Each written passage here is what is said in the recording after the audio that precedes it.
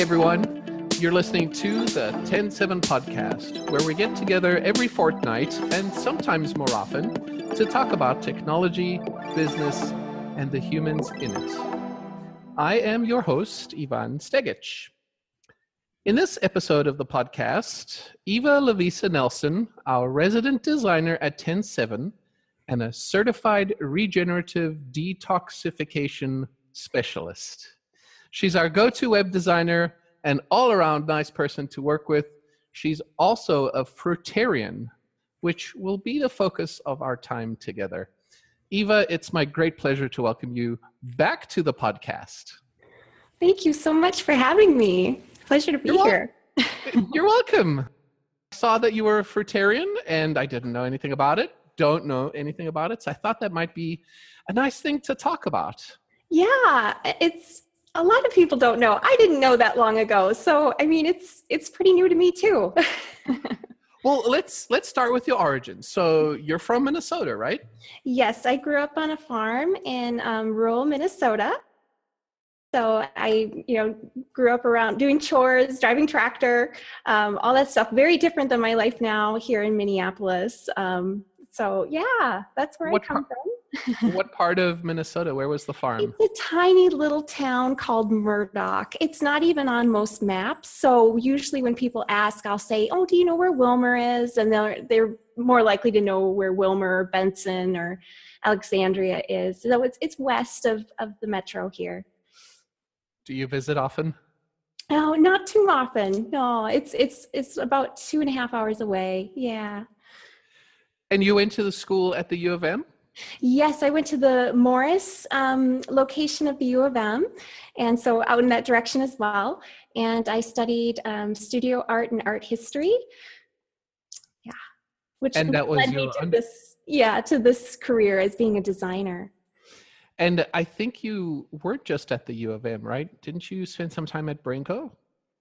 Oh, yes. I was at Brainco, which is a portfolio school here in the Twin Cities. I don't even know if it's in the same location. When I went, it was in Hopkins, Minnesota. But I'm not sure if it's still there or not. But yeah, I did a couple years there, I think. And then I got a job at Pixel Farm, which is an agency here in town. But I guess first I was working with, prior to that, I was doing a junior design position, working with an amazing local designer named Amy Kirkpatrick. And that's how I got introduced to Yvonne. And then I got my agency job. And and I was there. And then I also worked at Zeus Jones for a year. And then I went freelance. And I've been partnering with wonderful people like TEN7 ever since. And it's just been really great. That's right. We met through Amy Kirkpatrick, yes. Through Kirkpatrick Design while you were working there. And I knew Amy from the local Twin Cities Creatives group, and we did some work together as well.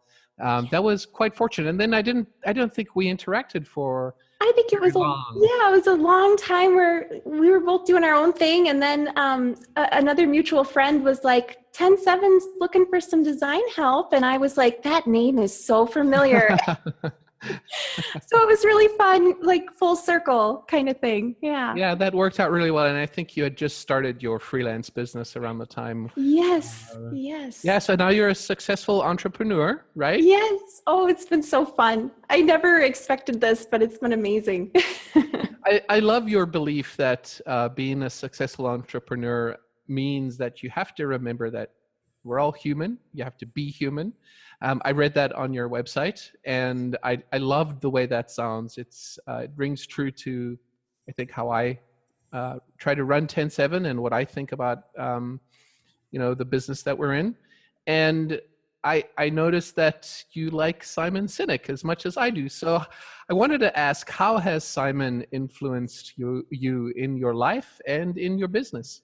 Oh my goodness. I was first introduced to Simon Sinek and his approach when I worked at Pixel Farm.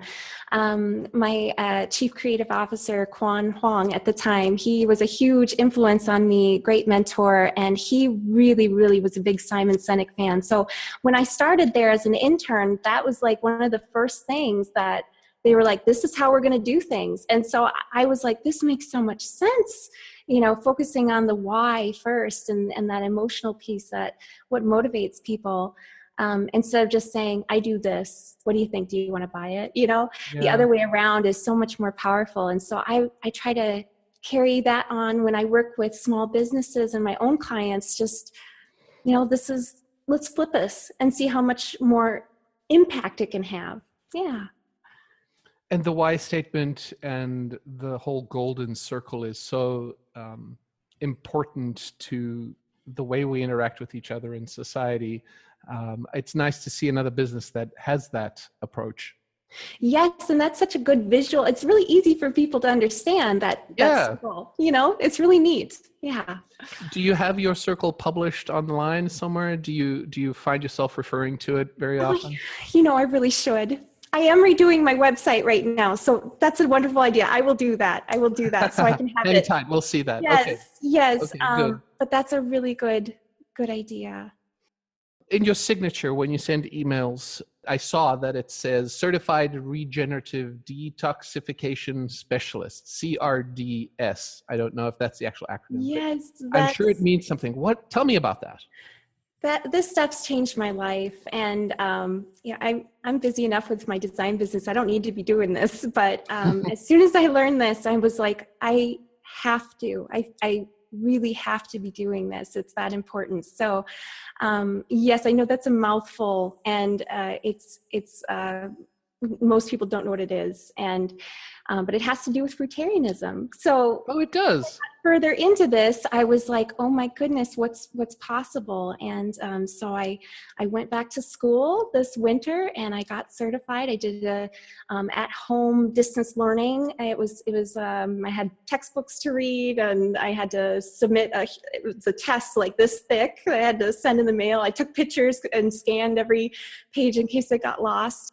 And then I'll be going back again for more schooling in October. I'm going to be flying down to the school for just a week intensive, and then I'll do another exam after that. So that's in October. And you said that was in the South? Oh yes, it's in Florida. Florida. Yes, okay. I'll just be gone a week, so don't worry, I won't be like unavailable. Yeah. And so when you have this certification, what does that mean? It means I get to help people with their health, and not only just people, it's people of all ages, and then it's also dogs and cats. I do have some experience with horses, but I want to get a little bit more training before I start making custom herbal blends for horses. So for right now, I'm certified to work with humans and dogs and cats. Yeah. And you said Fruitarianism is it the basis of this, or is it related? Tell me how those two connect together. So the approach we always use in regenerative detoxification is two parts. The first part is a species appropriate diet. So it varies depending, you would work with a cat different than a dog, different than a human. So you use a species specific diet first. And then the second part is herbal support. So we always target the kidneys, endocrine glands, lymphatic system, and GI tract, and then any other organs that are showing weaknesses, we support with herbs that way. And it's amazing what's possible. I mean, no one believes me. It's funny, but I've seen things firsthand with myself and my own pets. So after seeing that, I was like, I want to get certified. I want to help others. And now I get to do that. And that's kind of my little night and weekend gig. So did you become a specialist first, and through that specialty you were introduced to Fruitarianism, or did you start with Fruitarianism first? Yeah, I started experimenting with a high fruit diet about 5 years ago.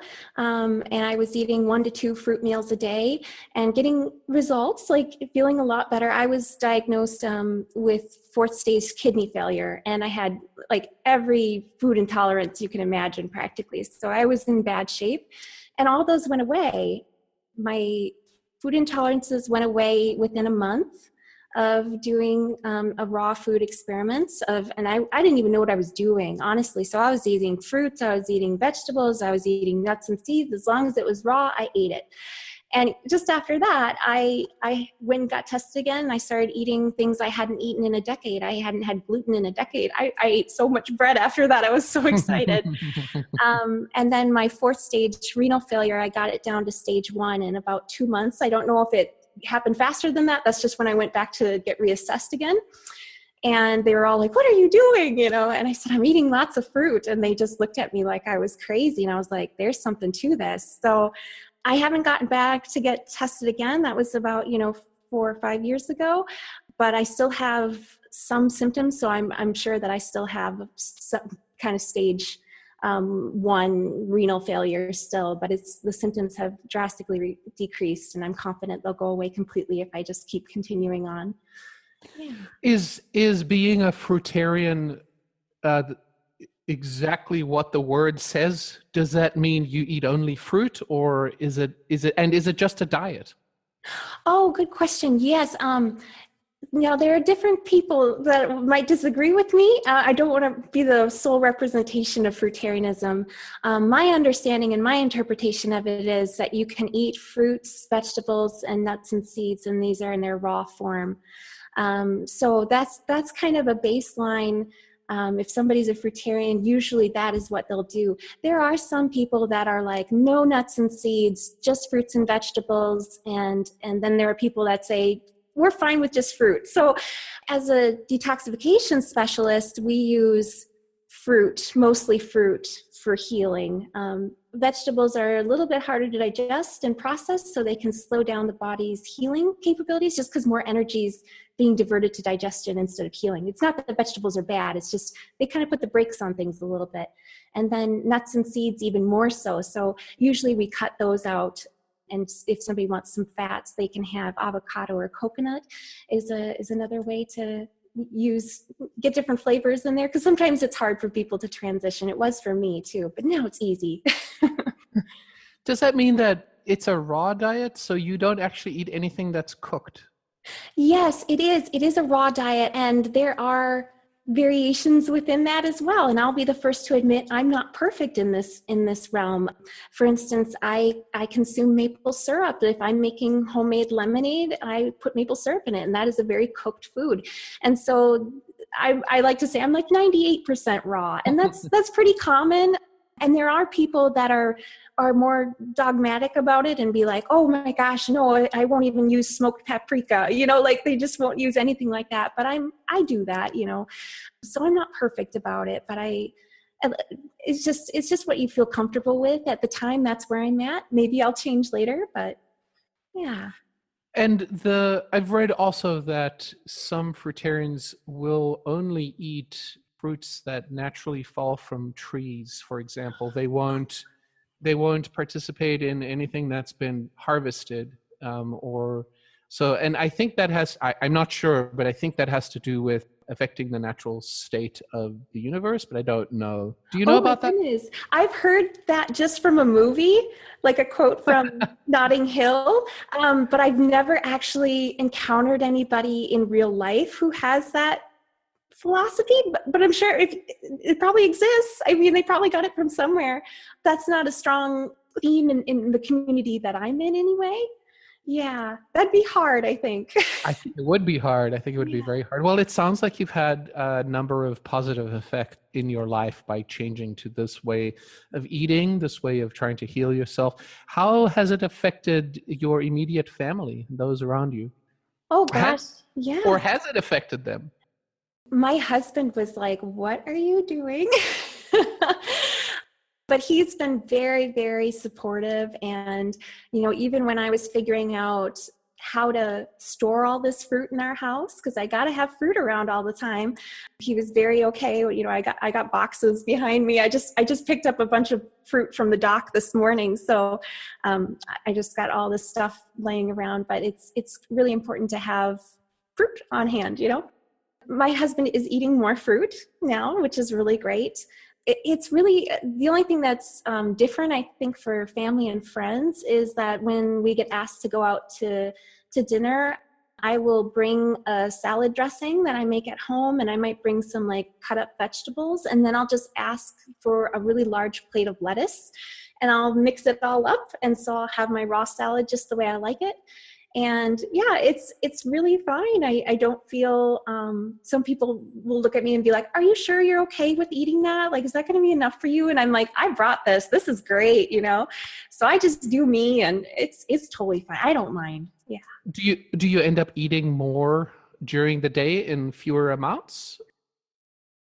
I eat a lot. I mean, it's kind of funny. I eat out of mixing bowls. I mean, it's a lot of volume when you eat fruit and vegetables all day, because you know they're just such low calories. So the amounts can be kind of shocking for people initially, but it's like, yeah, that's how much I got to eat. And that's actually one of the pitfalls I find with people who are starting this. They might not eat enough because they're just not used to eating that much. So I eat normal meals. You know, I work from home here, so I'll have, you know, like this morning I had a melon, a cantaloupe for breakfast, and then I had orange juice, a bunch of orange juice for lunch, and tonight I'm going to have bananas.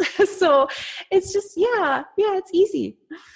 My understanding is that fruit is very high in sugar as well. So would one of the risks be of eating so much fruit every day that your sugar intake actually goes up as opposed to down? Yes. And that's a really common question and concern for a lot of people, especially those who have had blood sugar issues. A lot of my clients that come with detox, you know, questions, they might have blood sugar issues. They might be categorized as a type 2 or a type 1 diabetic, and they're concerned about this. They've been told their whole life that, oh, watch out for that fructose, you know, and it's really not a problem. And it's interesting. I have one person in my family in particular who has blood sugar issues, and her doctor was just so confused why she was eating so much fruit. And she's like, oh, I'm working with this person, and her blood sugar insulin needs are going down, and you know, it's just like it works. And that's another thing. My horse basically had the equine version of type 2 diabetes, and that remedied itself in about a week, and she had that for most of her life. So once that happened, I was like, holy cow, this is amazing.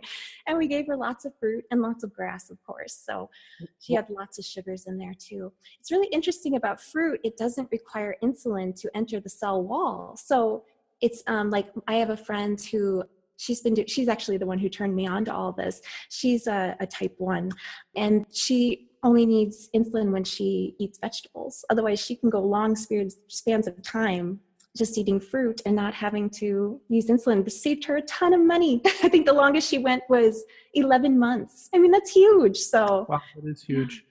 I want to back up and say that I did notice you said you had a horse. What's your horse's name? Oh yes, my horse is Lady. She's been with me a long time. She's 19 years old. Whoa. I know. And it's fascinating because horses typically live, I mean, you hear about 20 years old, 25 years old is pretty old for a horse. And before I detoxed her, she looked like she was going to kick the bucket any day. She wasn't doing well at all.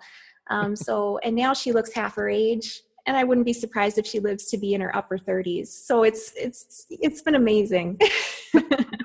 Now, a horse doesn't eat processed food from McDonald's, right?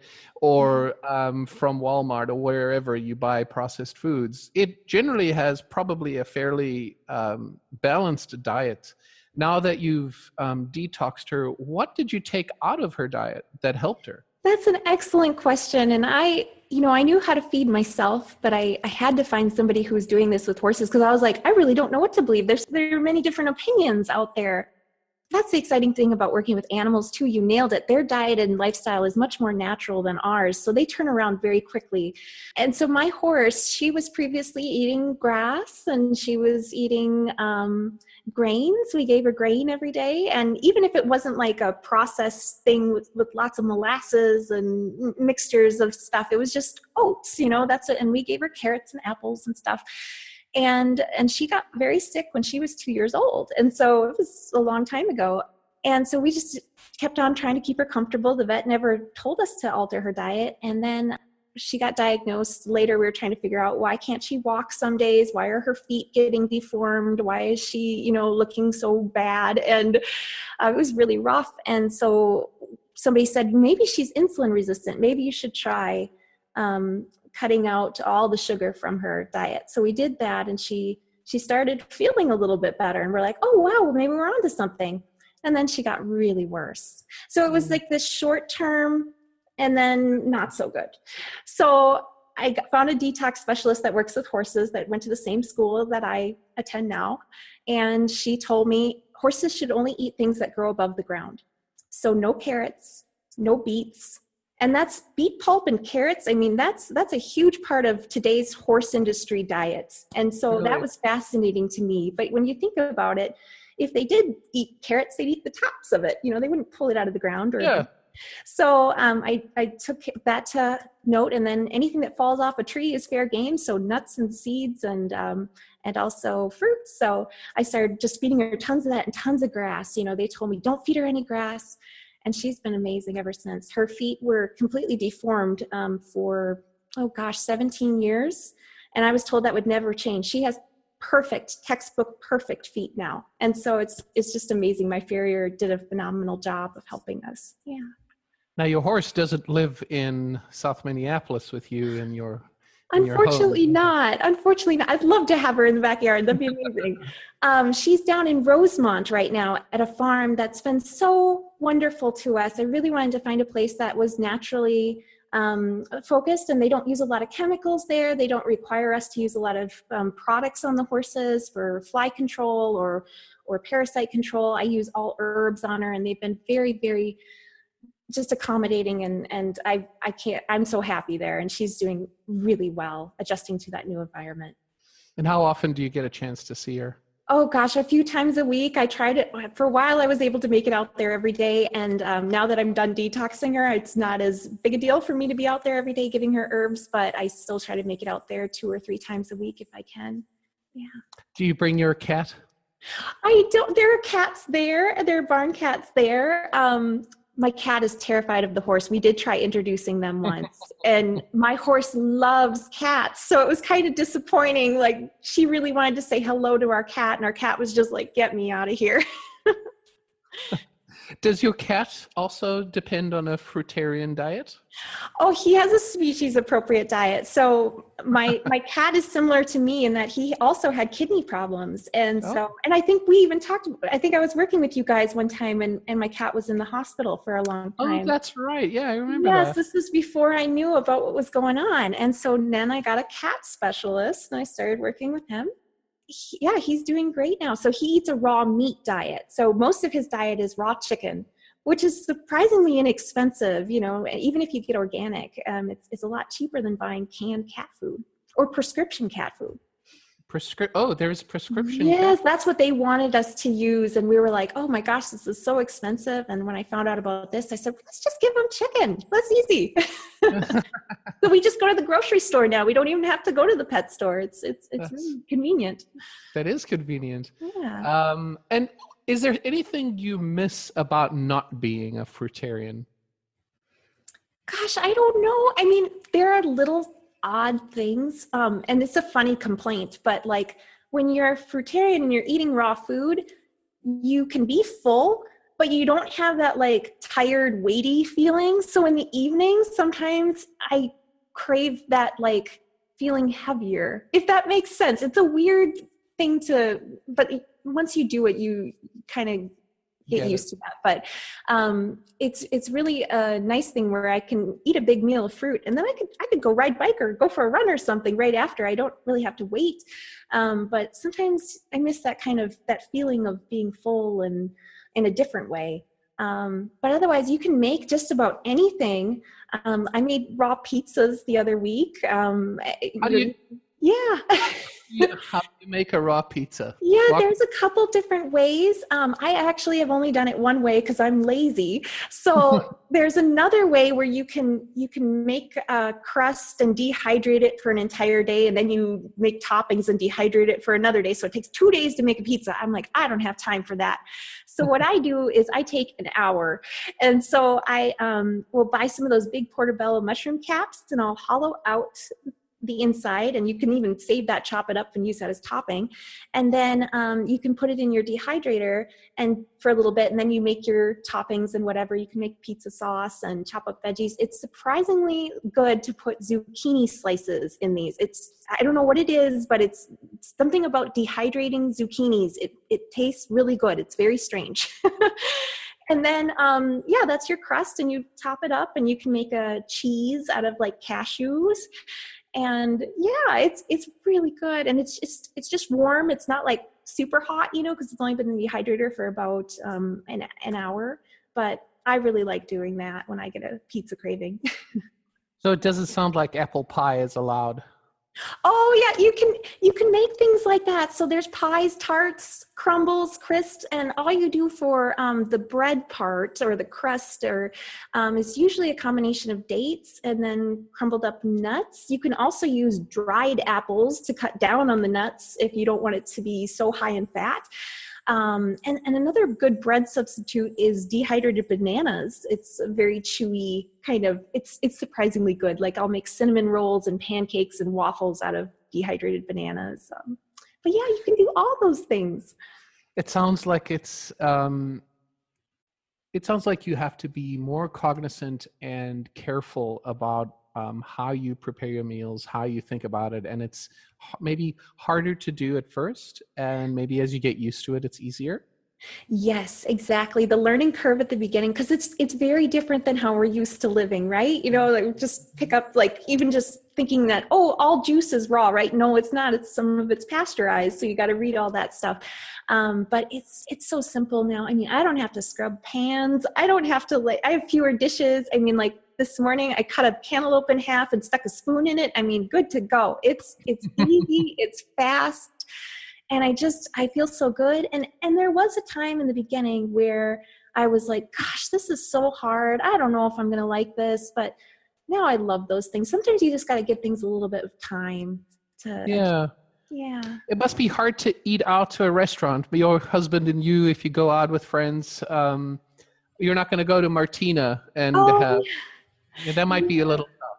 Yeah, like I said, it's easier to do salads if you're going to do that. I mean, a lot of people will just say, I haven't been very bold about this. I've been bringing my own dressings just in case, because I'm like, I don't want to be stuck if they don't have anything for me. But a lot of people will say, I have this special diet that I'm following. Could you help me with this? I'm looking for a big plate of greens, and then any fruits that you have, fruits and vegetables, and then maybe you could give me a half a lemon or a half of an avocado that I can mash up on there for dressing. And so that's usually they have something like that. But I've just been bringing my own stuff, especially if we're going somewhere, like if we're going to, like an Asian restaurant with my family and my friends, then I'll also bring an Asian inspired dressing with me. So I can still kind of be part of the group that way. I was glad to see you bring something when we were meeting a few weeks ago in our in-person. Yes. Yeah, it's always, I mean, I'm just that's what I normally eat, is just a bunch of fruit for lunch. That's what I do. You said you have a whole lot of boxes to store all the fruit you have. How do you keep it all fresh? Oh, yes. That's another learning curve thing, to kind of monitor your fruit and know where to store it, what needs to be refrigerated, what needs to be out on the counter. Like I just picked up 4 boxes of fruit this morning from a lovely place in St. Paul that sells fruit in bulk, and it's all organic. And so the first step that you do is you bring it at home and you go through it all. You open everything up, because just like they said, one bad apple can spoil the whole bunch. So you got to go through it all. So I was going through all my plums this morning, making sure, okay, are they okay? And then I put half of them in the fridge, and then I got some sitting out just on the counter, and I'll monitor those. And I haven't even tried them yet. There's a new kind of plum called honey punch. So they're supposed to be really sweet. So yeah. Is that your favorite fruit? Do you have a favorite fruit? Oh gosh. I don't know if I have a favorite. There's so many good ones. I love mangoes. I always have dates on hand. Oh my gosh, if you ever had jackfruit, it's amazing. It tastes just like bubble gum. So there's just so many good ones. Yeah, I love so many of them. And pineapple is a great one too. Do you ever go to Jamba Juice? Is that a place where you can have a smoothie? Oh yeah, I haven't been for a long time, but I suppose you could. I bet you could. I mean, I'm pretty sure that you could do that. I go to Chipotle every now and then and get a salad there. So that's easy. You can do. It's so funny. The people in the line are always like, that's all because I just get lettuce and tomatoes and guac, and they're just like, what? And sometimes I'll cheat and have some corn. That's a little cheat of mine, because grain isn't technically, in there. I guess it's technically not a fruit or a vegetable. Yes. So every once in a while, like a few times a year, I'll have some sweet corn, and it tastes good. Is there any fruit you can't get that you would love to be able to have on hand? Oh gosh, yeah. I mean, there's so many. There's this one called Mame Sapote, and I tried getting some. I know, right? You've never heard of it. I had never heard of it either. Tastes like pumpkin pie. I mean, doesn't that sound good? Really? Yeah. And so I found some at an Asian market in St. Paul, and I was so excited. I bought 6 of them. I chopped them open. And only one of them was half edible. The other ones weren't ripe. They were picked too early, so they were just gray on the inside. They're supposed to be bright orange. They look like a cooked sweet potato. Wow. And so the one that I did get to taste a little bit of, I was like, oh my God, I could see the potential of this. Yes, that tastes just like sweet potato or pumpkin pie. Like, this is amazing. Wow. So I'd like to try a good one of those. That would be really great. And there's just so many fruits, exotic fruits I haven't tried yet that I've been curious about. So yeah, it's hard here in Minnesota. We don't have as many. We got a lot of apples. That's always good. A lot of apples. Yeah. Is it harder in the winter? That's a really good question. I had my first raw winter. I've only been doing this 14 months now. So I got a dehydrator, and that was a lifesaver here. And the other cool thing is, so you can heat things up in the dehydrator to, as long as it's under 118 degrees Fahrenheit, then it's considered raw. So you can get things pretty nice and warm in there. You just got to eat it right away. And then the other thing is, if you have a high-speed blender, like a Vitamix or a Blendtec or something like that, you can turn stuff on high for, 3 to 5 minutes, and it gets hot. So if I'm making a soup or something like that, I can do that. I can have a warm broth. So yeah, there's little tips and tricks, and you can always have hot tea and all that stuff if you're real cold. Yeah. Are there any vitamins or minerals that you don't get by being a strict fruitarian that you have to supplement somehow? That's a great question. That's very common, especially with people who are new. I was wondering about that too. And it's amazing. Like, it's a very simple approach to this, like fruits and vegetables, and the philosophy that I have, it has everything we need. When I started doing this, and I wasn't even completely all fruitarian, I went and got some nutrition tests done, and the gal was like, what are you doing? You have the best scores I've ever seen. You must be taking a lot of stuff. And I said, no, I just eat a lot of fruit. And she was like, what? So it's funny. And even I have a friend of mine here in the cities who's also another raw fruitarian. His name's TJ, and he actually will go and do blood work tests.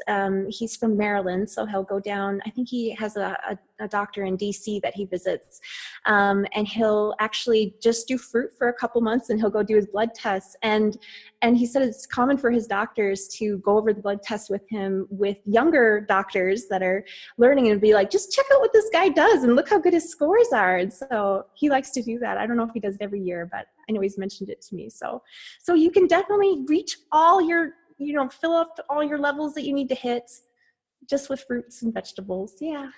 How does it affect the rest of your body? And not in terms of minerals and vitamins, but does it cause weight gain? Does it cause weight loss? Does it affect your blood pressure? Does it affect other things? What kind of effects does it have? Oh, yes. Really great positive things. It's very easy to lose weight on this lifestyle, and you can eat unlimited calories. You can eat tons of dates. I mean, dates, like medjool dates, are 60 calories per piece, and I buy them by the 11-pound box. So I go through them really fast, and it's like you kind of just shrink down.